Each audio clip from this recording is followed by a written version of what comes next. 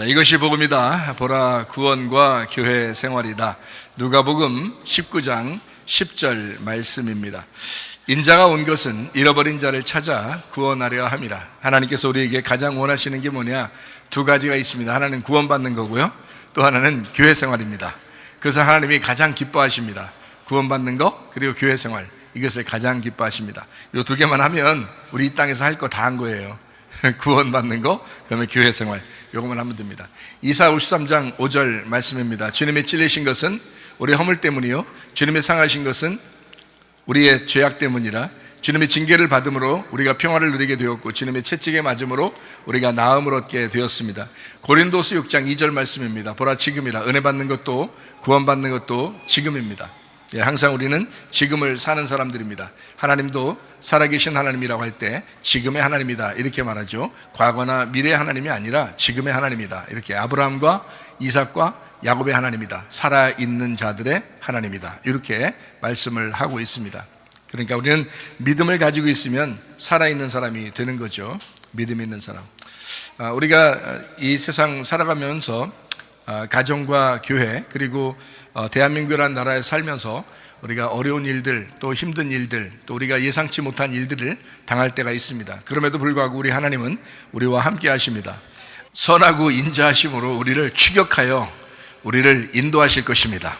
하나님이 우리와 함께 하십니다. 늘 하나님은 임마누엘 하신다, 성령님으로 함께 하신다 라는 것을, 성령 영으로 함께 하신다, 지금도 우리와 늘 함께 하신다. 그러니까 하나님 반드시 선하고 인자하심, 하나님의 선한 것을 우리 갚아주신 하나님이다. 반드시 나는 그런 하나님을 믿는다. 또 여러분도 그런 하나님을 믿으시기 때문에 예배드리는 거죠. 우리에게 악하게 하시는 하나님이야 라고 하면 우리가 왜 하나님을 예배하겠습니까? 우리에게 선하게 하시는 하나님이야, 이 땅에 있는 아버지보다도 더 아버지 같으신 분이야 라니까, 그러니까 우리가 하나님 앞에 예배하는 거죠. 선하고 인자하심이 우리를 반드시 추격해서 우리는 가만히 있어도 하나님이 막 쫓아와서라도 그것을 주시는 하나님이다. 이것을 꼭 기억하시기를 바랍니다. 영과 진리의 예배를 드리는 사람을 하나님은 찾으신다. 찾아오셔서 예배 드리시는 분.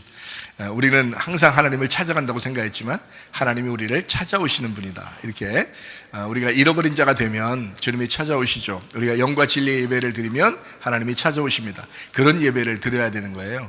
내가 파괴가 되고 내가 멸망하고 내가 죽어버리고, 그러면 우리 하나님께서 나를 살리시고, 그죠? 나를 다시 회복시키시는 하나님, 그러려고 찾아오시는 거니까, 그런 선하신 하나님이니까 그것을 여러분이 인정하시면 됩니다. 자, 누가복음 1장 3절 말씀입니다. 그 모든 일을 근원부터 자세히 미루어 살핀 나도 데오빌로 각하에게 차례대로 써보내는 것이 좋은 줄 알았다. 데오빌로 각하가 어떤 사람이라고요? 데오스 필로스, 하나님의 친구, 하나님의 사랑이다. 그것은 바로 우리를 얘기하는 겁니다. 그러니까 누가라는 사람이 편지를 쓸 때 하나님의 그 명령에 의해서 편지를 쓰게 되죠. 그리고 모든 것을 연구하고서 쓰게 됩니다. 다 모든 걸 수집해서 쓰게 되는데 데오빌로에게 썼다. 그 말은 그 한 사람에게도 중요하지만 이방인 그리스도인들, 앞으로 예수를 믿는 사람들에게 하나님의 아들에 대해서, 이 땅에 오신 예수님에 대해서 정확하게 설명하려고 이 책을 쓰게 되었다. 이렇게 말씀을 받은 사람은 복이 있다. 데오빌로 각하는 아주 복받은 사람이에요. 여러분과 저도 말씀을 받는 사람들이니까 복받은 사람이다 라는 그런 말이죠. 자, 우리 말라기 4장 5절 말씀해 보니까, 엘리야를 먼저 너에게 보낼 것이다. 크고 두려운 날이 이르기 전에 선지자 엘리야를 보낸다니까, 침례 요한이 온다는 것은 예수님이 오는 것 전에 오는 거잖아요. 그러니까 예수님이 오시면 어떻게 해요? 크고 두려운 날이 임한다는 거죠. 크고 두려운 날이 임하면 그 전에 침례 요한을 보내겠다라는 그런 말씀입니다. 그럼 크고 두려운 날이 뭘까요? 우리에게 크고 두려운 날은 우리에게 종말입니다. 말세입니다. 나를 이제 죽이는 날입니다. 그러니까 나의 죽음의 날, 사망의 날이에요. 그게 이제 크고 두려운 날이거든요. 근데 그걸 나쁘다고 얘기할 수가 없다는 거죠. 왜냐하면 나를 죽이시기 전에 침례 요한이 와서 말씀을 증거하게 되고, 그리고 그걸 통해서 내가 죽게 된다는 거죠. 그러면 예수님을 만나게 되는 거예요. 그러니까 예수님 만나게 되는 거를 그 전에 침례 요한이 온다, 이런 얘기거든요. 그러니까 교회 오는 여러분 목적이 뭡니까? 내가 죽고 예수로 살려고 오는 거잖아요. 맞아요. 그래서 그걸 구원이라고 말하는 겁니다. 그러니까 크고 두려운 날이 임한다는 것은 구원의 날이 임한다라는 말입니다. 회개의 날이 임한다라는 말입니다. 그러니까 크고 두려운 날을 우리가 무섭다라고 이 세상에 생각하는 그런 무서움이 아니다. 결국 나의 그 죽음을 통해서 주님 만나게 하려고 하는 그 구원의 날이다라는 것을 우리가 기억하면 좋습니다. 누가복음 1장 7절 8절 말씀에 보면 엘리사벳이 잉태를 못했어요. 두 사람이 나이가 많았다 이렇게 되어 있고요. 사가랴가 제사장의 직무를 하게 되었다. 그러니까 레위 족속이었죠. 레위 족속. 근데 마리아의 친족입니다. 그러니까 마리아의 친족이니까 마리아의 가족과 같은 거거든요. 그러니까 레위 족속. 그러니까 우리가 성경을 통해서 뭐를 알아야 되냐면 이런 걸 좀 알아야 돼요. 예수님이 이 땅에 오실 때 이제 왕이면서 제사장이에요. 그러니까 둘을 하나로 연결되신 분이거든요. 그러니까 왕이면서 제사장이라고 하는 건 뭐냐면 하나는 왕이고 하나는 제사장인데 이걸 구약 성경에서는 누가 두 명을 나타냈어요. 하나는 모세요, 하나는 아론입니다. 그러니까 아론은 제사장으로서의 역할을 하는 거고 모세는 왕으로서의 역할을 하는 거예요. 이 두 명이 합해져야지 하나예요. 그래서 모세, 아론이 같이 다니잖아요. 마찬가지로 예수님은 왕이면서 제사장입니다. 그래서 우리를 이제 뭘로 만들어요? 우리를 왕 같은 제사장으로 만들어요. 우리를 이 그리스도를 믿는 사람을, 예수님 믿는 사람을 왕 같은 제사장이라고 그래요. 이게 두 가지가 하나로 연결되게 만들거든요. 마찬가지로 예수님도 똑같아요. 왕이면서 제사장 이렇게 되는 거거든요.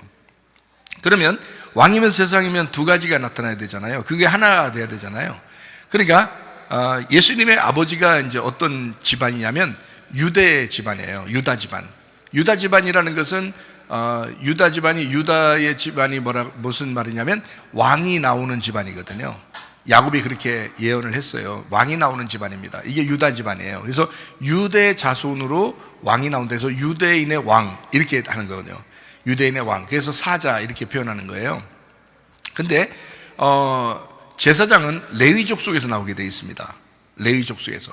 그러니까 보세요. 레위족 속에 연결되어 있는 사람이 나와야 이 제사장의 역할을 또 예수님이 감당하는 거예요. 그러니까 왕이면서 제사장의 자손으로 가족으로 나와야 되는 거예요. 그러니까 예수님 보세요. 예수님이 태어났는데 아버지는 요셉, 어머니는 마리아예요. 근데 어머니 마리아가 누구 친척이에요? 누구 가족이에요? 예, 엘리사벳의 가족이에요. 사가랴의 가족이라고. 그러니까 그쪽 친척의 그쪽 가족의 가족들이란 말이에요. 마리아가. 그러니까 보세요. 요셉은 유대인, 그리고 마리아는 레위 족속과 연결된 사람. 예, 그러니까 하나는 왕이요, 하나는 제사장이 나오는 집안에 예수님이 태어나는 거예요. 예, 그렇게 예수님이 나타나게 되어 있다. 그래서 여기에 이제 아무한테나 침례 요한 나오게 한 게 아니라 그 마리아의 친척, 그러니까 마리아의 친족이죠. 마리아의 가족, 그들에게서 침례 요한이 나오게 만들어요. 예, 그러니까 예수님하고 침례 요한은 사촌지간입니다. 무슨 말인지 알겠죠? 그러니까 이렇게 친척이에요. 침례 요한하고 예수님하고는. 예. 근데 이제 먼저 나왔으니까 형이죠. 그리고 나중에 나왔으니까 동생이 되잖아요. 예수님이. 그러니까 성경에는 어떻게 해요? 첫째 아들, 둘째 아들이 되는 거예요. 그러니까 형하고 동생, 첫째 아들, 둘째 아들 이렇게 되는 거예요. 그럼 성경의 첫째 아들은 뭘 나타낸다고요? 율법을 나타내는 거라고요. 둘째 아들은 뭘 나타내는 거라고요? 복음을 나타내는 거라고요. 그래서 둘째 아들은 탕자의 이름을 가지고 구원받는 그런 역할을 감당하는 거예요. 그래서 예수님이 죄인으로, 어린 양으로서 죄를 짊어지고 오시는 분이란 말이에요. 두 번째 아들이. 그래서 그분이 죽으셔. 그러면 세 번째 아들이 되는 거예요. 그럼 완벽한 하나님의 아들이 되는 거죠. 그래서 자 봐요. 아담이 선악과 먹고서 쫓겨나가지고 아들을 낳았어요. 누구 낳았죠? 가인과 아벨을 낳았죠. 그런데 아벨이 어땠어요? 죽었죠? 예, 둘째 아들이 죽었단 말이에요. 둘째 아들이 죽고 그 다음에 어떻게 돼요? 세 번째 아들을 냈죠. 그러니까 하나, 둘, 셋. 이름이 셋이에요. 그 셋. 그래서 세 번째 아들을 또 낳았어요. 아담과 하와가. 그러니까 세 번째 아들은 뭐 때문에 낳았어요? 누구 때문에? 아벨 때문에 난 거예요. 아벨이 죽었기 때문에. 그래서 나온 거예요. 그러니까 아벨이 죽었기 때문에 셋이 나왔으니까 셋은 누구나 마찬가지예요. 아벨이나 마찬가지예요. 그러니까 예수님이 부활하시면 예수님의 죽음과 부활이 같은 분이 돼야 되는 거예요. 예수님의 죽음과 예수님의 부활은 같은 분이 해야 된다는 거예요. 하나란 말이에요. 하나. 그래서 십자가와 부활은 한 분이 해야 되는 거예요. 예수님이. 그 죽으심과 부활은. 그럼 먼저 태어난 건요, 인간들은 먼저 태어났잖아요. 인간이. 야, 인간아 할 때 그 인간들이 먼저 태어났다고요. 그들이 죄를 진 거잖아요. 그것 때문에 예수님이 죽으시러 오신 거잖아요. 두 번째 아들로. 그래서 형, 동생 이렇게 되는 거예요. 이게 성경에 보면 동생들이 다 구원받죠. 그죠? 근데 동생들이 형보다 훌륭해요? 아니에요. 에서하고 야곱을 보세요. 에서하고 야곱을 보면 누가 더 훌륭해요? 에서가 더 훌륭해요. 그 아버지가 인정했단 말이에요. 이삭 아버지가 인정한 거예요. 그러니까 이삭이라는 아버지가 인정한 사람이 에서란 말이에요. 에서, 에돔, 아담이에요. 그러니까 에서가 훨씬 더 인정받는 사람이었는데, 그런데 땅에서는 인정받는 사람이었는데 야곱이라고 하는 야비한 사람이, 동생이 축복을 받아요. 근데 축복을 받고서 그냥 잘 됐나요? 아니죠. 야곱이라는 이 두 번째 아들이 진짜 죽을 고생하고 돌아옵니다. 그죠? 가나안 땅에서 떠나가지고 외삼촌 집에 가가지고 죽을 고생하다가 돌아올 때 허리뼈까지도 다 분질러 버려요, 하나님이. 그래서 완전히 죽여버립니다. 그리고서 이스라엘이 되는 거예요. 이스라엘. 그러니까 에서, 야곱, 이스라엘 이렇게 되잖아요. 가인, 아벨, 셋 이렇게 되는 거죠. 그러니까 형, 동생, 그러면 동생이 죽고 그 다음에 새로운 아들이 나와야 되는 거죠. 이제 같은 건데 이것이 부활의 아들이 돼야 된다, 이제 이런 의미를 갖는 거거든요. 그러니까 첫 번째 아들이 누구를 대표해서 나온 거예요? 첫 번째 아들이 침례 요한. 침례 요한이 누구를 대표해서 나온 거예요? 구약을 대표해서 나오는 거예요, 침례 요한은. 그러면 예수님은 어떻게 돼요? 누가 침례를 줘야 돼? 율법으로, 구약으로, 율법으로 예수님을, 둘째 아들을 침례를 주는 거예요. 그래서 죽이는 거야. 근데 물속에 들어갔다 어떻게 예수님이 어떻게 돼? 다시 살아나오죠. 올라오잖아. 그때 하나님이 이제 내 아들이다, 내 사랑하는 아들이다, 그렇게 하잖아요. 자, 성경의 원리를 알겠죠? 성경이 이렇게 돼 있어요. 어렵지 않아요. 성경이 아주 어렵지 않아요. 다 이렇게 똑같은 설명을 이렇게 다양하게 해주고 있는 겁니다. 그러니까 우리가 이 얘기를 들으면서도 이게 예수님이 어떻게 태어나야 되겠구나 라는 것이 성경에 나와 있는 거고, 예수님 태어나기 전에 침례 요한이 먼저 나오는구나, 이 침례 요한은 뭐를 얘기하려고 나오는 사람이었구나 라는 것을 얘기하는 거죠. 그러니까 인류를 대표해서 예수님에게 죄를 넘겨주려고 하는, 예수님에게 그 죄를 넘겨줘서 죽는 데까지 데리고 가는 게 침례 요한이에요. 그러니까 여러분, 침례 요한이 예수님한테 침례 줬으니까 침례 요한 대단하다 이렇게 생각했잖아요. 근데 예수님 안에서 구원받는 사람은 침례 요한이 이제까지 중에서는 최고 대단한데, 예수님 안에서는 어린아이도 침례 요한보다 더 대단하다 이러잖아요, 예수님이.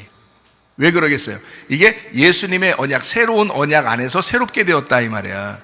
이 전에는 옛날 언약이란 말이에요. 구약, 옛날 언약, 그 율법으로 예수님을 죽는 데까지 데려가요. 그 다음에 예수님이 일어날 때는 새로운 언약이 시작되는 거란 말이에요. 거기서는 어린아이도 침례 요한보다 훌륭하다 이렇게 되는 거죠. 자, 무슨 말인지 이해가 되시죠, 성경이? 그래서 침례 요한이 태어났다라고 하는 것은 그냥 우연히 침례 요한이 그냥 태어났구나라고 해서는 안 되고, 침례 요한이 어떻게 태어났구나라는 것을 알아야 되는 거죠. 침례 요한은 레위족 속에서 태어났습니다. 레위인입니다. 제사장 역할을 하는 거예요. 그러니까 아버지가 제사장이고 그 아들도 제사장이 되는 거거든요. 그러니까 왜 제사장이 돼야 되냐면 죄를 넘겨주는 거거든요. 어린 양한테 죄를 넘겨주는 게, 그게 제사장이 하는 일이에요. 그래서 어린 양을 이렇게 죄를 넘겨주고 그 다음에 어린 양을 잡아서 죽입니다. 하나님한테 그 피를 돌리기 위해서. 무슨 말인지 알겠죠? 그러니까 그 죽는 데까지를 침례 요한이 감당하게 되고, 예수님은 뭘로 나타난다? 왕이면서 제사장으로 나타난다. 그래서 아버지는 유대인, 어머니는 레위인하고 연결된 제사장 집안에서 나오는, 그래서 왕과 제사장을 같이 가지고 있는 왕 같은 제사장, 왕이면서 제사장이신 예수님이 된다, 이렇게 되는 거죠. 자, 그래서 예수님의 태어나심을 여러분이 보면 침례 요한의 태어남과 예수님의 태어나심을 이제 누가복음 1장에 소개를 하고 있는 중이거든요. 그래서 여러분에게 지금 설명을 하고 있습니다. 침례 요한이라는 사람은 사가랴 제사장의 아들입니다. 이해가 되시겠죠? 그때 당시에 그 제사장의 아들이다라는 얘기입니다. 그 다음에 누가복음 1장 15절 말씀입니다. 주 앞에 큰 자가 되며 포도주나 독한 술을 마시지 않고 모태로부터 성령의 충만을 받는다. 민수기 6장에 있는 나시린의 모습과 똑같습니다. 누가복음 1장 17절 말씀입니다. 그것도 엘리야의 심령과 엘리야의 영입니다. 엘리야의 영과 능력으로 주 앞에 먼저 와서 아버지의 마음을 자식에게 거스르는 자를 의인의 슬기에 들어오게 하고 주를 위하여 세운 백성을 준비할 것이다 라고 했습니다. 엘리야의 영을 가진 자 침례 요한. 말라기 4장 5절 말씀이죠. 여호와의 크고 두려운 날이 이르기 전에 침례 요한 엘리야를 보낼 것이다 라고 했습니다. 그러니까 침례 요한이 먼저 와야 할 이유를 우리가 아시겠죠. 그러니까 예수님에게 기름 부어야 되니까, 예수님을 기름 부어 주셔야 하니까, 제사장이니까. 그래서 하나님의 기름 부음까지 인도하는 것을 침례 요한이 하게 된다라는 얘기입니다. 침례 요한이 직접 기름 부을 수 없다고 그랬죠. 마태복음 3장에 나와 있는 침례의 이야기입니다.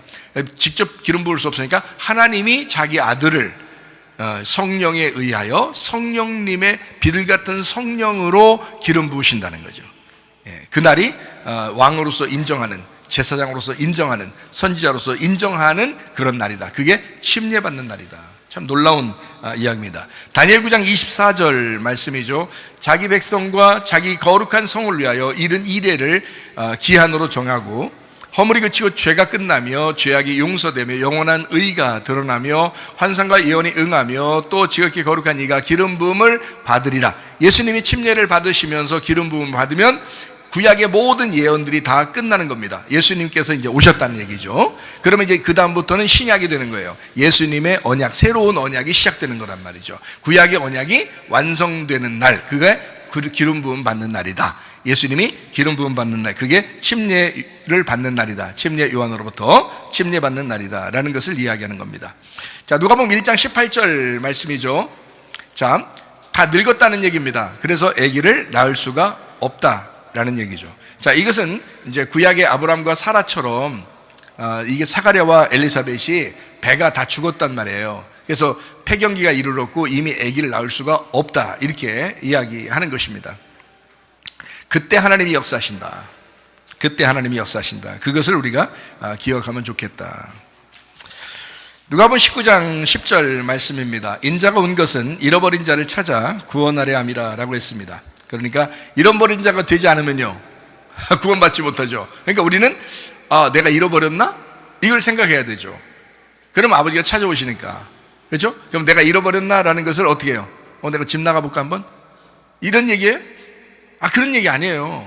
교회 한번 안 나가볼까? 목사님 날 찾나 안 찾나? 이렇게 하면 안 됩니다. 그렇게 하면 안 되고, 그게 아니고 내가 파괴됐나? 내가 가슴이 무너졌나? 내가 진짜 죽을 만큼 내가 한번 진퇴양난에 빠져봤나? 이제 이런 걸 한번 확인해 봐야 되는 거죠. 내가 정말 아무것도 내 힘으로 할 수 없는 그거를 내가 정말 인정했나? 내가 그런 사실이 내 속에 있는가? 이거예요. 그러면은 하나님이 그 사람을 구원하신다. 찾아와서 구원한다. 저는 그런 일이 있었다 그랬죠. 그래서 그걸 제가 경험해 왔기 때문에 여기 있는 성경 기절이 무슨 말인지 알아요. 이 말이 무슨 말인지. 하나님의 역사를 압니다. 하나님은요, 완전히 우리가 아무것도 할 수 없을 때 하나님이 우리를 구원하시지, 우리가 뭔가 할 수 있다면 네가 해보라고 그러죠. 자기가 뭔가 할 수 있다, 자기 힘 좀 있다 그러면 네가 한번 해보라고 그러지. 너 구원받기 위해서 네가 해봐 그럼 안 돼요. 아무것도 할 수 없을 때, 진짜 나약해 빠질 때, 정말 아무것도 할 수 없는 그 상황에서 하나님 우리를 구원하십니다. 사가랴와 엘리사벳 보세요. 하나님이 그런 하나님이었구나. 아브라함과 사라를 보세요. 하나님이 그런 하나님이었구나 라는 것을 우리가 성경을 통해서 배우는 겁니다. 하나님이 이런 하나님이시구나. 그리고 그 하나님은 지금도 살아계신 하나님이시다. 하나님은 여전히 여러분과 함께 하십니다. 누가복음 1장 35절 말씀입니다. 천사가 대답하여 이르되 성령이 네게 임하시고 지극히 높으신 이의 능력이 너를 덮으시리니 이러므로 나실 바 거룩한 이는 하나님의 아들이라 일컬어지리라. 이제 누가 나온다는 얘기예요? 예수님 나온다는 얘기예요. 하나님의 아들이 나오는 거예요. 그래서 이제 침례 요한이 먼저 나오고요. 그 다음에 이제 하나님의 아들 예수님이 나온다고 말씀하는 겁니다. 천사 가브리엘입니다. 천사 가브리엘이 나사렛 갈릴리 한 마을에 다윗 가문 요셉이라는 남자 그리고 정혼한 처녀 마리아에게 나타났습니다. 누가복음 1장 26절 27절 말씀입니다. 여섯째 달에 천사 가브리엘이 하나님의 보내심을 받아 갈릴리 나사렛이라는 동네에 가서 다윗의 자손 요셉이라 하는 사람과 약혼한 처녀에게 이르니 그 처녀의 이름은 마리아라. 이렇게 되어 있습니다. 자, 우리가 이제 이 말씀 한번 보죠. 왜 하필 마리아에게 나왔나? 그 당시에 마리아라고 하는 사람의 이름이 많이 쓰이는 보편적인 이름이었어요. 보편적으로. 그러니까 여러 마리아들이 있는데 그 중에 거기 딱 지역을 딱 정해놨잖아요. 갈릴리 한 마을에 다윗 가문에 있는 이제 나사렛 예수, 이제 이 아들을 나오기 위해서 나사렛 동네 갈릴리 마을에 마리아가 사는데 그 마리아하고 요셉이라는 사람이 있는데 그 사람에게서 나와야 되겠다라고 정해놓은 거예요. 이 사람이다, 이 마리아다, 이렇게 한 거죠. 다른 데도 마리아가 많이 살죠. 근데 그 마리아에게 딱 나타난 거예요. 그러니까 이거는 사실 나한테 나타나겠지? 이렇게 하는 게 아니에요. 나한테 이런 일이 벌어지겠지? 이런 기대할 필요도 없어요. 하나님이 선택하시는 겁니다. 하나님이 선택한 거예요. 어떤 흙덩어리가 나 아담 돼야지 이랬겠어요? 하나님이 그냥 흙덩어리로 딱 만들어 아담을 만든 거예요. 나 하와 해야지? 안 해요. 그냥 그 속에 갈비뼈 뽑아가지고 그냥 하와 만든 거예요. 하나님이 다 하신 거야. 하나님 만드시는 거예요. 마찬가지예요. 마리아, 다른 마리아들도 있었어요. 근데 여기에 있는 마리아, 나사렛, 갈릴리, 그리고 여기 요셉, 이제 정혼한 그 여자. 정혼하지 않으면 그냥 여자가 만약에 처녀인데 정혼하지 않았다면, 약혼을 하지 않았다면 아기를 그냥 만약에 뱄다고 생각해 보세요. 그런 틀림없이 음란이에요. 그건 음녀가 된다고요. 그러면 동네 사람들이 돌 들어서 죽여버린다고요. 그게 법이니까. 근데 약혼을 했어요. 그러면 사람들이 좀 수근수근 하겠지만 그래도 남자가 있으니까 그냥 이렇게 둘이 결혼한 거로 치고 약속을 했으니까 둘이 결혼한 것처럼 돼 있으니까, 그러니까 우리가 인정해 주자라고 되죠. 그러니까 죽이질 않지. 애기 임신해도. 근데 이제 문제는 이제 찝찝한 거예요. 요셉이 자기는 아무리 생각해도 술 먹고 잔 적도 없고, 자기는 아무리 생각해도 지금 마리아하고 지금 옆에 손도 잘 안 잡아봤는데, 이 여자가 처녀인데, 분명히 처녀인데 아기를 임신한 거예요. 다른 사람들한테는 자기가 그래, 내가 요거도 먹으면서 내가 그래도 결혼식 하기 전에 그래도 우리가 이렇게 했다, 응? 이렇게 요거도 먹으면서도 동네 사람들한테 좀 창피하지만 얘기할 수 있지만, 근데 자기 속에는 좀 찝찝한 거예요. 생각해 보세요. 자긴 가만히 있는데 아무것도 안 했는데 여자가 배가 불러오는 거예요. 이게 말이 되냐고. 기분은 엄청 안 좋을 거 아니에요. 근데 이 요셉이 굉장히 착한 사람이야. 그러니까 하나님도 마리아에게 나타나긴 나타났는데, 보통 마리아 여러 사람이 있다고 했잖아요, 그 당시에도. 근데 마리아는 마리아인데 정혼한 여자가 돼야 되고요. 그러니까 약혼한 여자, 그러니까 보호를 받아야 되니까 그 아기가 보호받으려면 남자가 있어야 된단 말이에요. 이 남편이 있어야 아기를 보호받지. 남편이 없으면 그냥 죽여버려요, 그냥 동네에서 그냥. 그러니까 아기까지 같이 죽는 거야. 그럼 안 되죠. 그래서 하나님의 아들이 오려면 그 약혼한 남자가 있는 여자에게 이제 임신하게 만들어요. 그러면 이제 다른 사람이 건들 수가 없거든요. 죽이질 않아요. 그냥 둔단 말이에요. 그거 하나님이 보호하시는 거죠. 그리고 또 하나는 영 남자가 찝찝해가지고 여자를 갖다 후드러 패고 막 이러면 안 되잖아요. 또 기분 나빠서 막 후드러 패고 그러면 안 되잖아요. 그래서 아주 착한 남자를 구해야 돼, 하나님도. 그러니까 마리아는 정혼한 여자이면서 남편이 엄청 착한 사람이야. 그러니까 요셉은 진짜 엄청 착한 사람 같아요. 그러니까 하나님이 딱 봐가지고요, 딱 요 사람이야. 마리아는 여러 명인데 그 중에 요 집에 이 집 마리아를 내가 해야 되겠다. 요 집 마리아. 그러니까 남자 요셉이 남편인 그 마리아를 이렇게 우리가 아들을 낳아야 되겠다 이렇게 결정을 하신 거란 말이죠. 무슨 말인지 여러분 아시겠죠? 그러니까 어둠이 있는 그곳에 하나님의 빛을 주시려고 하는 그 하나님의 역사는 엘리사벳이나 사가랴에게도 있었죠. 아브라함과 사라에게도 있었죠. 그 어둠 가운데 빛을 주셨잖아요. 마찬가지로 이 마리아와 요셉 가운데 하나님은 이제 하나님의 아들을 그에게 주시려고 하는, 그러니까 여자가 분명히 뭐가 돼야 돼요? 하나님 보실 때는 처녀가 돼야 돼요. 이미 신부가 되면 안 돼요. 이미 신부가 되면 다른 빛을 받았잖아요. 처녀는 어둠인데 다른 빛을 받았다고요. 그렇게 되면 요셉으로부터 빛을 받으면 안 된다고요. 그러니까 진짜 빛을, 하늘에서 빛을 받아야 되잖아. 하나님의 빛을 받아야 하나님의 아들이 나오는 거지. 요셉의 빛을 받으면요, 요셉의 아들이 나오는 거지. 무슨 말인지 알겠죠? 그러니까 여자는 가만히 있어요. 그건 땅의 밭처럼 가만히 있어요. 근데 거기에 뭘 심느냐에 따라서 콩 심으면 콩 나오고 팥 심으면 팥 나오는 거예요. 그러니까 요셉을 심으면 요셉의 아들이 나오는 거고요, 하나님을 심으면 하나님의 아들이 나오는 겁니다. 마리아 밭에. 근데 이 마리아 밭은 빛이 아니고 어둠이에요. 이 어둠에 가짜 빛을 심느냐, 사람의 빛을 심느냐, 진짜 빛, 하나님의 빛을 심느냐는 거예요. 이게 이제 마리아에게, 그러려니까 마리아한테만 나타내서는 안 되죠, 하나님이. 그래서 요셉한테도 이야기해 주는 거예요. 마리아 데려오는 걸 두려워하지 마라. 마리아는 하나님의 아들이 그 속에 잉태되었다. 이렇게 이제 이야기를 해주거든요, 요셉한테도. 근데 워낙 요셉이 이제 착한 사람이라 가만히 끊고자 했는데, 워낙 착한 사람이라. 근데 하나님이 괜찮아, 데려와. 하나님의 아들이야. 그냥 네가 키우면 돼. 뭐 이렇게 된 거죠. 요셉이 알겠습니다. 그럼 그렇게 하죠, 뭐. 이런 사람이에요. 그런 사람, 무난한 사람이에요. 그런 사람하고 같이 지내면 좋겠죠, 그죠? 무난해, 그냥. 자, 요한복음 1장 45절 46절 말씀입니다. 빌립이 나다나엘을 찾아 이르되 모세가 율법에 기록하였고 여러 선지자가 기록한 그 일을 우리가 만났으니 요셉의 아들 나사렛 예수니라. 나다나엘이 이르되 나사렛에서 무슨 선한 것이 날 수 있느냐. 빌립이 이르되 와서 보라 하니라. 이랬습니다. 자, 나사렛에 무슨 선한 게 있겠느냐. 나사렛 그 시골 깡촌 그 동네에서 뭐 좋은 게 나오겠느냐. 다시 말하면 멸시받는 그 장소, 멸시받는 곳에서 뭐가 나올 것 같은데, 이런 얘기예요. 그죠? 멸시받는 곳에서 뭐가 나올 것 같은데, 그러면 하나님은 반드시 어떤 왕궁이나 아주 훌륭한 여왕 같은 사람에게서, 공주에게서 나타나면 돼야 안 돼요? 안 돼요. 성경적으로 어둠에게서 나와야 된단 말이에요. 어둠에게서 나와야 된다. 그러니까 아주 시골 깡촌이기도 하지만 그 여자가 어떤 여자? 신부예요? 처녀예요?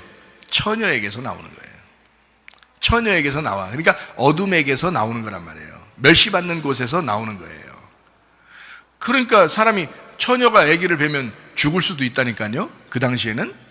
근데 그럼에도 불구하고 하나님의 그 역사는 그 어둠 가운데, 왜냐하면 성경이요, 창세기부터 요한계시록까지 질서 정연하게 딱 정리가 되어 있는 책이에요, 성경이. 그렇기 때문에 신부에게서 나오면 안 되는 거예요. 처녀에게서 나와야 되는 거예요.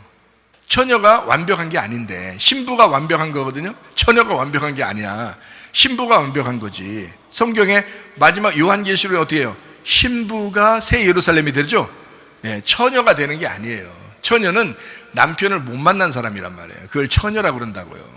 그러니까 신랑 대신 예수님이 남편이거든. 우리의 유일한 남편이 신랑 대신 예수님이에요. 그러니까 우리는 그 전까지는 다 처녀야. 그 전까지는 다 어둠이라고요. 무슨 말인지 알겠어요? 그러니까 이 처녀에게서, 멸시받는 여자에게서, 아직 신랑을 못 만난 그 여자에게서, 거기에서 나오게 돼 있다. 예수가 나사렛 동네 그 멸시받는 곳에서 나오게 돼 있다라는 말입니다. 자, 이사야 7장 14절 말씀입니다. 그러므로 주께서 친히 징조를 너희에게 주실 것이라. 보라, 처녀가 잉태하여 아들을 낳을 것이요 그의 이름을 임마누엘이라 하리라. 남편이 있지만 처녀인 여자에게서 나올 것이다. 자, 여러분 속에서 예수님이 나올 수 있어요, 없어요? 나올 수 있겠어요, 없겠어요? 있죠, 당연히. 왜 나올 수 있겠어요? 왜 나올 수 있겠어요? 여러분은 어둠인 처녀이니까. 여러분은 어둠인 처녀예요. 뭐가 있었어요? 가짜 남편이 있단 말이에요. 가짜 남편이 있는 처녀란 말이에요. 여기 처녀가 가짜 남편이 있는 처녀. 그래서 남편이 있지만 남편하고 아무 관계가 없는 그 처녀에게서 예수님이 태어나는 거란 말이에요. 그래서 요셉이 남편이지만 아무 일도 안 했다고요. 가만히 있었다고요. 그런데 마리아에게서 태어난 거라고요. 그러니까 여러분, 예수 그리스도가 여러분 속에서 태어나려면요, 여러분하고 뭐가 섞이면 안 돼. 그냥 예수님이 하나님의 성령이 여러분 속에 들어가셔서 직접 나와야 되는 거예요. 무슨 말인지 알겠어요? 그러니까 순수한 진리의 말씀이 그냥 나오셔야지, 여러분 속에 잉태돼서 나와야지. 뭐가 여러분 말하고 섞이면 안 돼. 여러분 가짜 말씀하고 섞이면 안 되는 거예요. 하나님의 말씀이 속에서 나오려면, 하나님의 말씀을 잉태하고 출산하려면요, 진리의 말씀이 들어가야 되는 거예요. 다른 거하고 섞이면 안 되는 거예요. 다른 남편하고 섞이면 안 되는 거예요. 무슨 말인지 알겠어요? 예, 그거예요. 그래서 처녀가 잉태할 것이다. 그 이름을 임마누엘, 그 예수님의 이름을 임마누엘, 하나님이 우리와 함께 하시겠다, 이렇게 오시겠다는 거예요. 어둠 가운데 빛으로 오시겠다. 자, 그 임마누엘 오시는데 누구부터 함께 하는 거예요? 누구부터 함께 있어요? 자, 순서를 정해봅시다. 1번, 2번, 3번, 4번 이렇게 쭉 나가세요. 누구 첫 번째 1번 누구부터 함께 해요? 아이, 보면 몰라요. 지금 이사야 7장 14절 보면 모르겠어요? 누구하고 함께 해요? 그 처녀하고 함께 하는 거지. 일단 그 처녀하고 같이 해. 그 처녀 뱃속에 있잖아. 그 처녀에게 잉태되면 그 자리에 같이, 그 사람하고 같이 있는 거잖아. 1번, 첫 번째 그 처녀하고 같이 있는 거야. 이해가 돼요? 예. 그 임마누엘로 인류 가운데 함께 하시려고 오시는 분은 그 처녀하고 첫 번째 함께 있는 거예요. 여러분 속에서 여러분의 어둠이라고 인정하고 여러분 처녀인데, 여러분 속에 하나님 말씀이, 진리의 말씀이 여러분 속에 잉태가 되면요, 문제는 여러분과 함께 하고 있는 거야. 여러분부터 함께 하고 있는 거라고요. 처녀와 함께 있는 거다, 이 말입니다. 이사야 8장 10절 말씀입니다. 너희는 함께 계획하라. 그러나 끝내 이루지 못하리라. 말을 해봐라. 끝내 시행되지 못하리라. 이는 하나님이 우리와 함께 계심이라. 자, 너 아무것도 일 안 풀리고 어둠일 거야.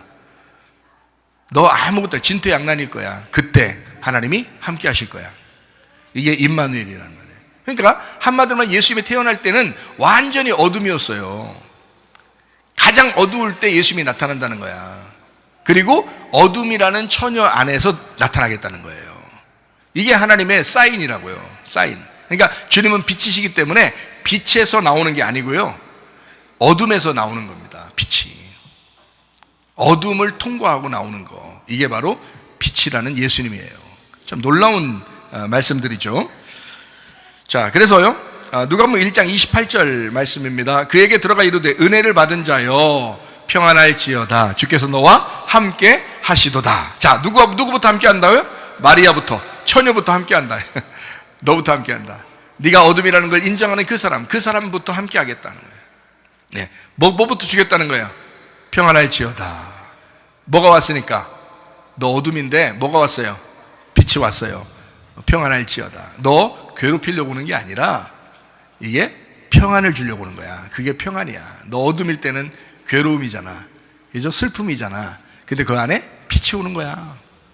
빛을 잉태하게 한 거야. 너에게 평안 주려고 평안할지어다. 그죠? 기뻐하라. 은총을 받은 여자, 주께서 너와 함께 한다. 너는 여자 중에 복 받은 사람이로다. 은혜를 받은 자요, 복 받은 사람이요. 참 놀라운 이야기죠.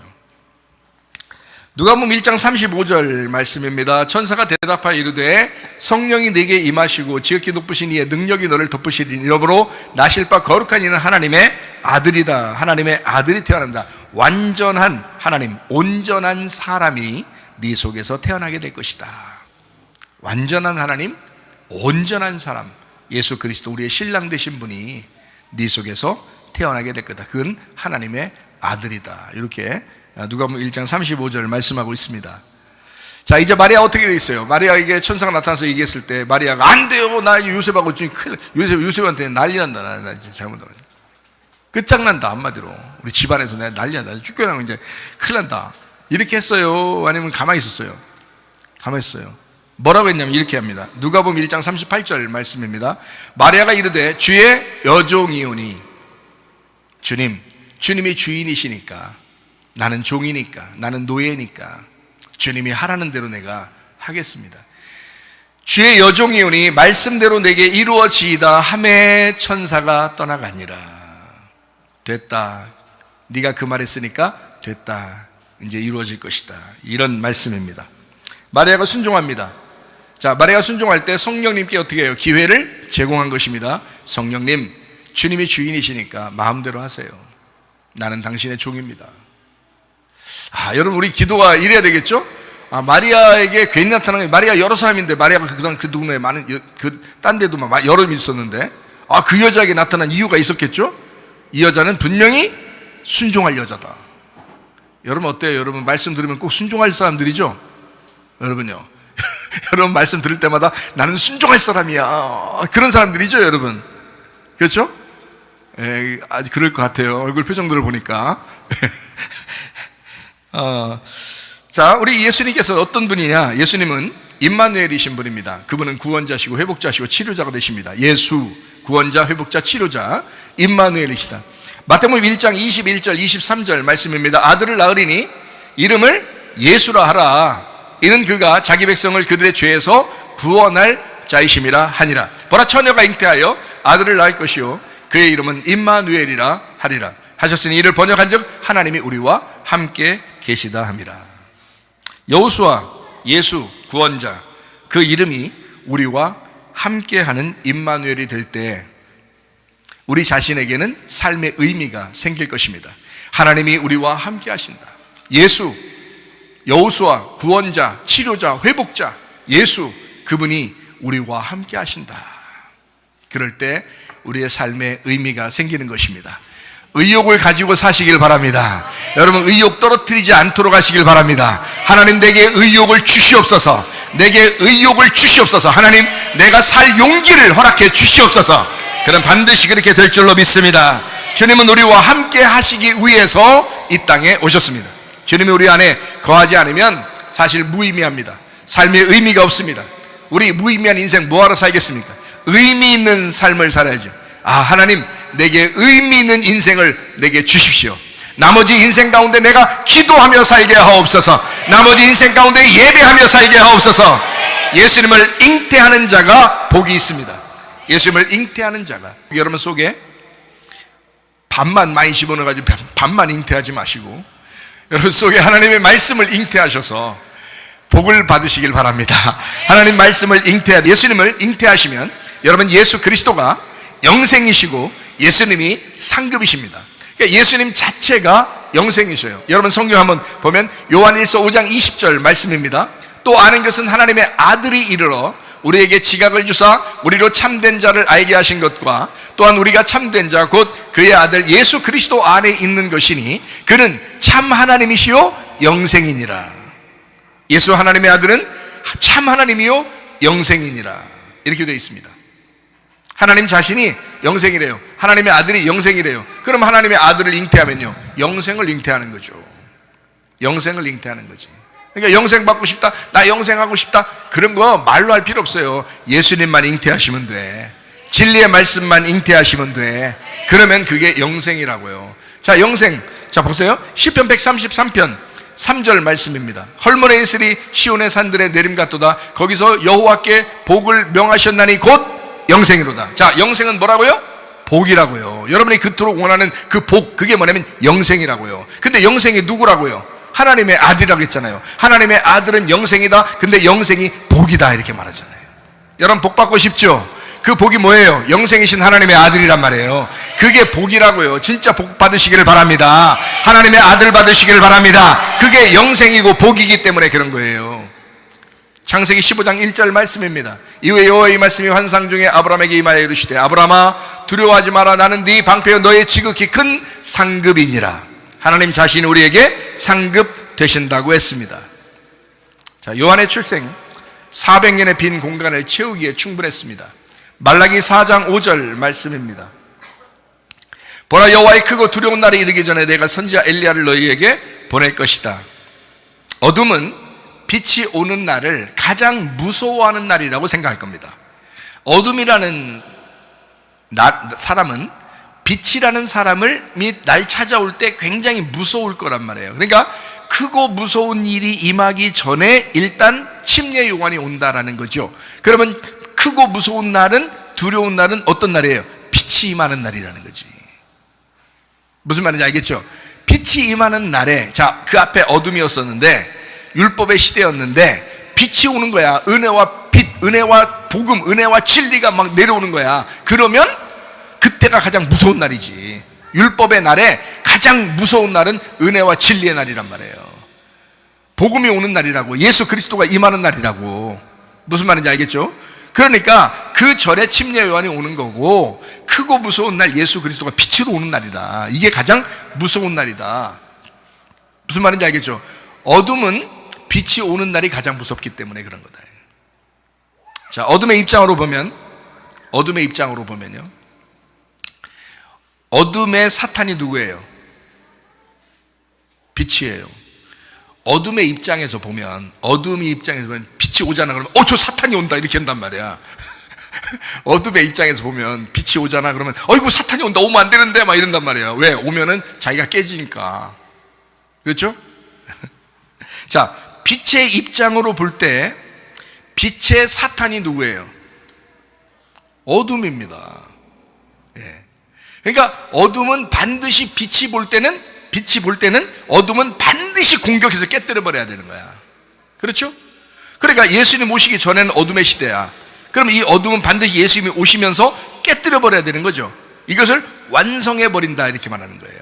이것을 완성해 버린다. 이거를 끝장내, 율법을 완성했다 이렇게 말하는 거예요. 예수님이 율법을 완성했다, 이거를 끝장냈다 이거야. 이제 예수님만 붙들면 천국 간다 이렇게 되는 거죠.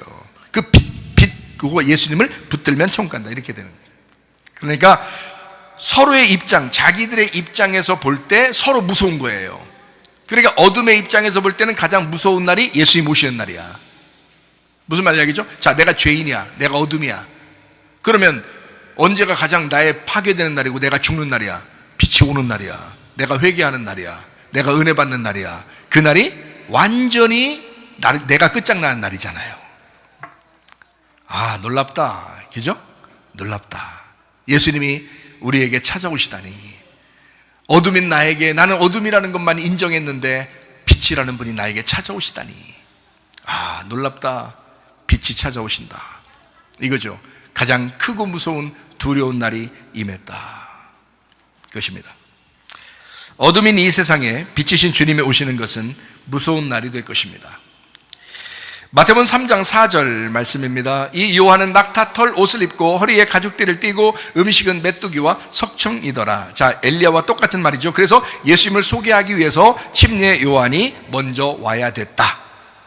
엘리사가 소개되려면 엘리사를 소개하기 위해서 엘리야가 먼저 와야 된다는 거죠. 마찬가지입니다.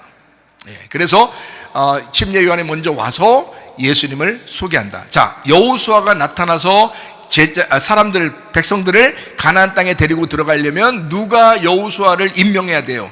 모세가 여호수아를 임명해 줘야 돼요. 그래야 여호수아가 백성들을 끌고 가나안 땅으로 들어가는 겁니다. 모세는 광야에서 죽는 거고요. 모세가 광야에서 죽잖아요. 그리고 여호수아가 가나안 땅에 백성들을 데리고 들어갑니다. 이해가 되시죠? 그러면 봐요. 침례 요한은 광야에서 죽는 겁니다. 그리고 예수님이 이제 가나안 땅에 우리를 인도하는 겁니다. 이해가 되겠죠? 그래서 침례 요한은 광야의 사람이라 이렇게 말하는 거예요. 광야의 사람이다, 침례 요한을. 광야에 외치는 자의 소리다. 그걸 침례 요한이다 이렇게 말하는 것입니다. 마태복음 11장 14절 말씀입니다. 만일 너희가 즐겨받을진대 오리라 한 엘리야가 곧 이 사람이니라. 침례 요한이니라.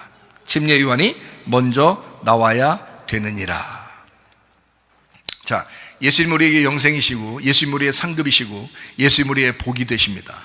여러분, 우리 안에 예수님을 모셔야 되겠죠? 예수님을 모셔야 되는데 우리는 아직 어둠이란 말이에요.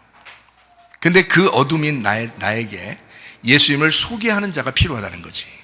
그 빛이 들어오도록 소개하는 자가 필요한 거지. 그 길을 예비하는 자가 필요한 거지. 예수님이 그 길을 통해서 왕이 입성하도록, 내 안에 들어오도록, 그 빛을 영접하도록 그렇게 길을 안내해주는 안내자가 필요한 거죠. 그게 누구겠어요? 목회자들입니다. 말씀을 증거하는 자들. 이 말씀을 통해서 여러분이 예수를 만날 수 있도록, 그 빛이 예수님이라는 빛이 여러분 어둠 안에 들어가도록 만드는 것이 침례 요한이 해야 하는 일이다. 침례 요한은 빛이 아니에요. 목회자도 빛은 아니에요. 그러나 예수 그리스도 그 진리의 말씀이 빛이니까 그 빛을 여러분 속에 집어넣는 거지. 침례 요한은 바로 예수님을 소개하는 역할을 하고 있다. 그래서 침례 요한이 먼저 태어나는 것입니다. 먼저 와야 된다. 어둠과 죽음의 그늘에 앉은 자에게 광명의 빛을 비추시는 그 주님, 그 사람에게 평화를 노래하도록 하게 할 것입니다. 엘리사벳과 마리아가 찬양하는 자였습니다. 엘리사벳도 찬양해요. 마리아도 찬양해요. 왜요? 어둠인 자기들에게 빛이 임하신 거예요.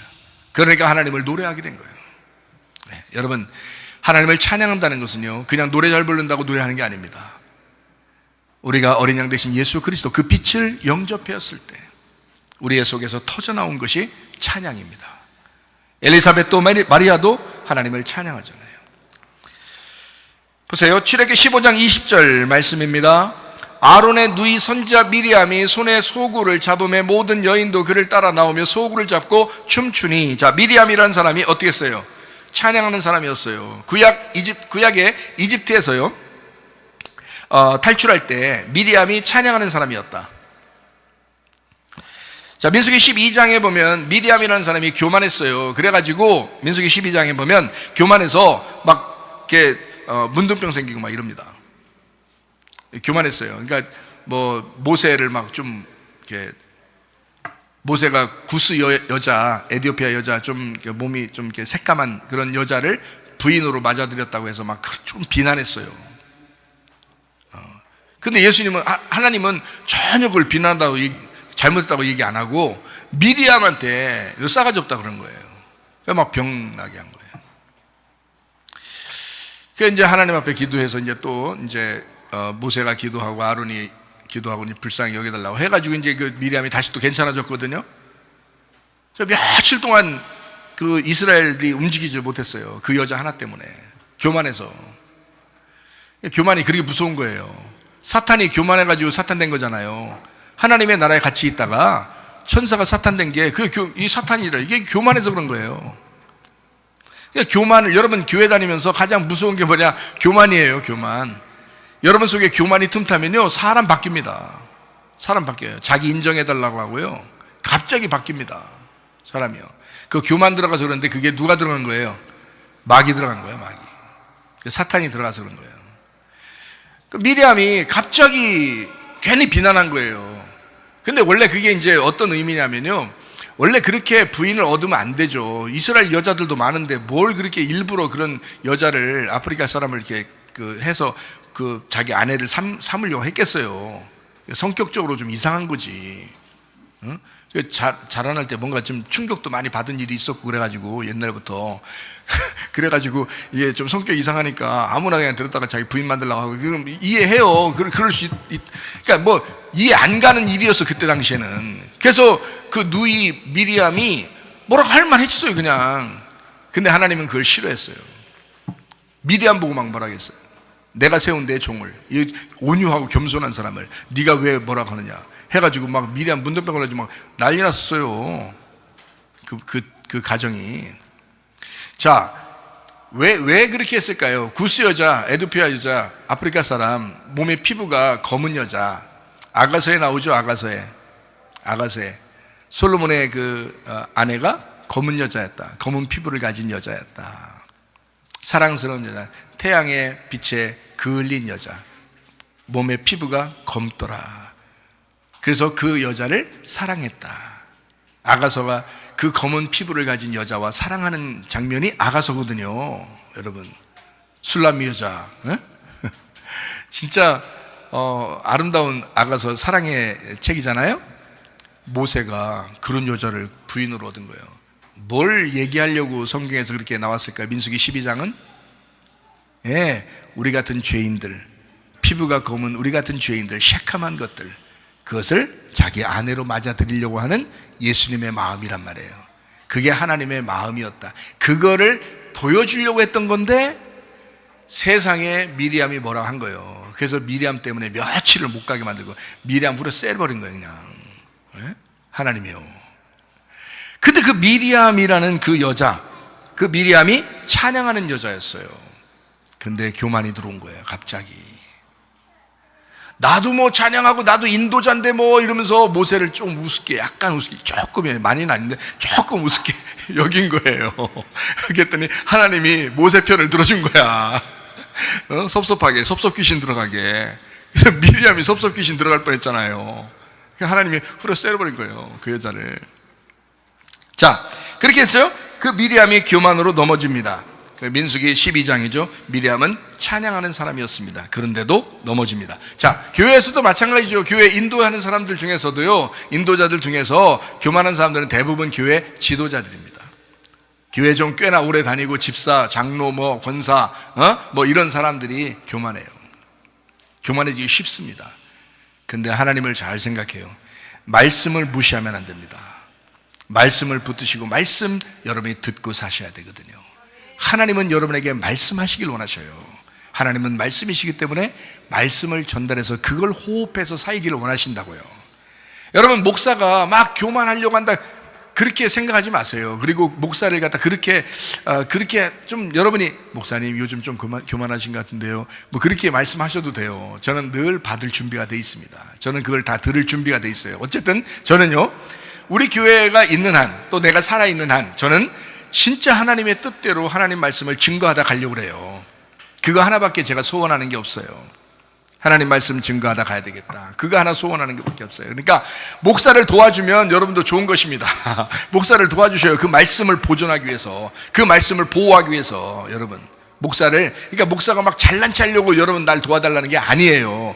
눈꼽만큼도 없어요. 그런 거 없어요. 진짜 하나님 말씀을 보존해야 된다. 여러분 말씀을 지켜달라, 그런 얘기거든요.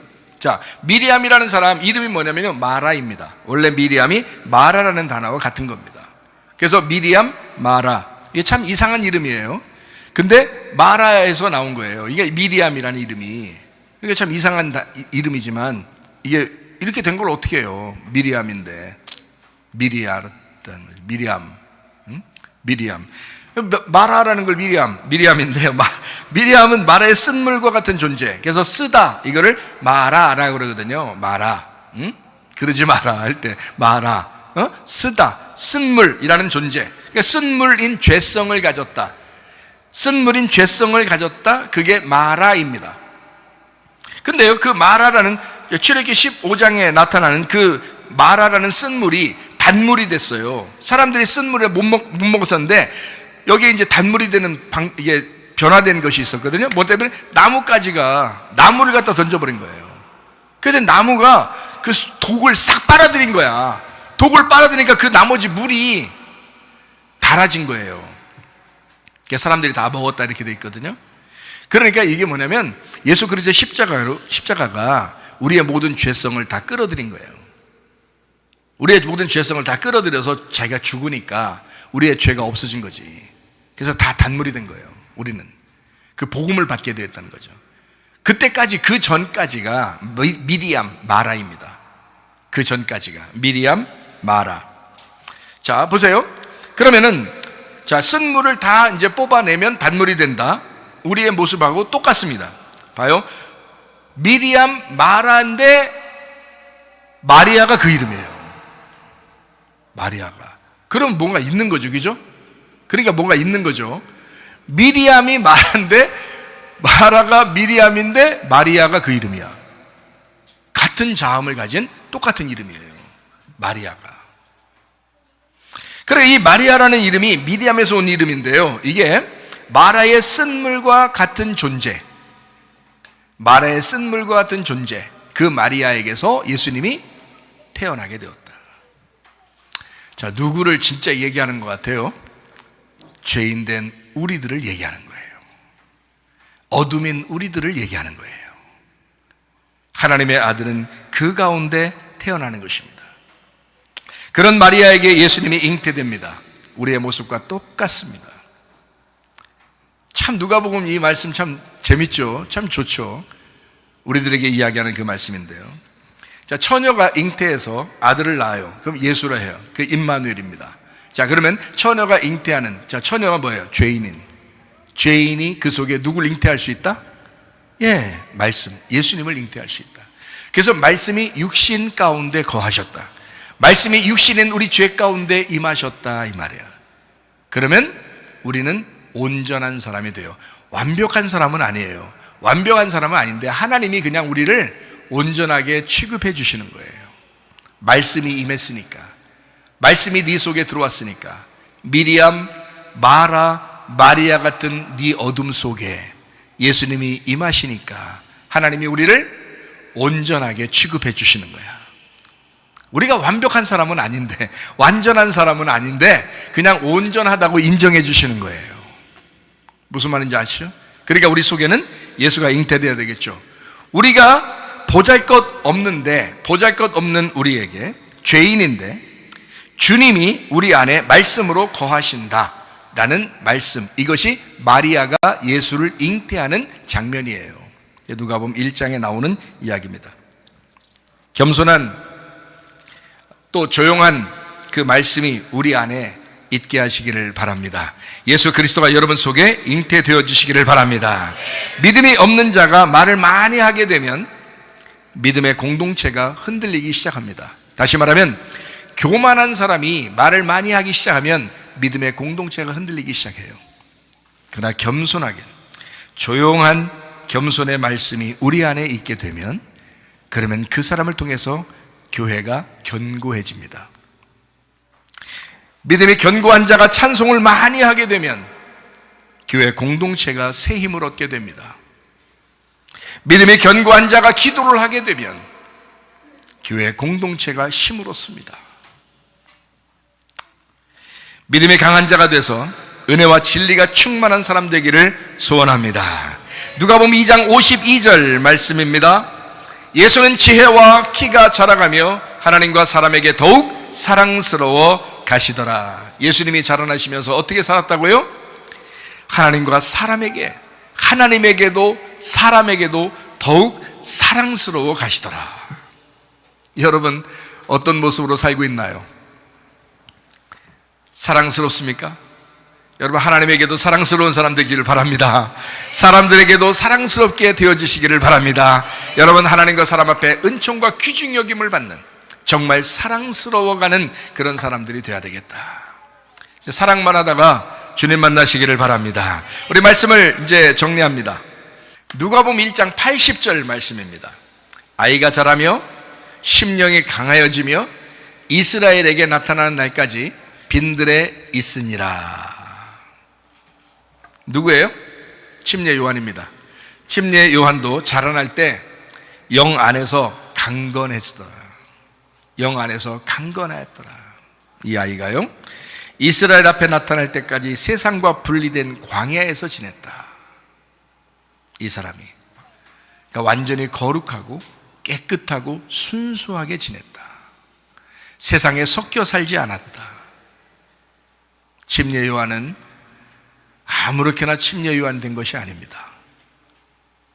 세상과 분리된 깨끗하고 순수한,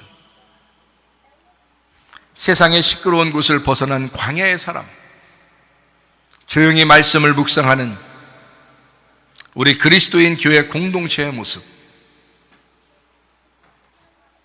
진짜 주님과 동행하다가 주님 만나시기를 바랍니다. 누가복음 19장 10절 말씀 읽고 마치도록 하겠습니다. 인자가 온 것은 잃어버린 자를 찾아 구원하려 함이니라. 주님이 우리에게 가장 원하시는, 가장 바라시는 것이 무엇일까요? 구원과 교회 생활입니다. 하나님은 우리와 늘 함께 하시길 원하십니다. 임마누엘, 우리 하나님이 우리와 함께 계신다. 구원자, 치료자 예수, 구원자, 치료자, 회복자 되시는 예수님이 우리와 늘 함께 하십니다. 여러분 가정과 우리 교회와 우리 대한민국에 영원히 함께 하시기를 바랍니다. 하나님 아버지 인도하시고 사랑하심을 감사합니다. 예수 그리스도 우리의 속에서 진리의 말씀이 잉태되어지게 하옵소서. 하나님, 우리의 속에서 그리스도 예수가 출산되어지게 하옵소서. 하나님, 그리스도 예수로 살게 하옵소서. 예수만이 영생이요, 예수만이 복이요, 예수만이 우리의 상급되게 하옵소서. 예수로 충만하게 살다가 주님 만나게 하옵소서. 예수님 귀하신 이름 받들어 기도 올리옵나이다. 아멘. 주님 감사합니다. 우리 하나님 아버지 함께 하시고 사랑하심을 감사합니다. 우리 하나님 도와주옵소서. 우리 한번 기도하겠습니다. 하나님 앞에 기도합니다. 하나님, 예수 그리스도가 내 속에 충만하게 하옵소서. 우리의 가정에 예수가 충만하게 하옵소서. 내가 예수만 구하게 하옵소서. 내가 예수만 찾게 하옵소서. 예수만 두드리게 하옵소서. 두 손 높이 들고 기도합니다. 우리 하나님 아버지 인도하시고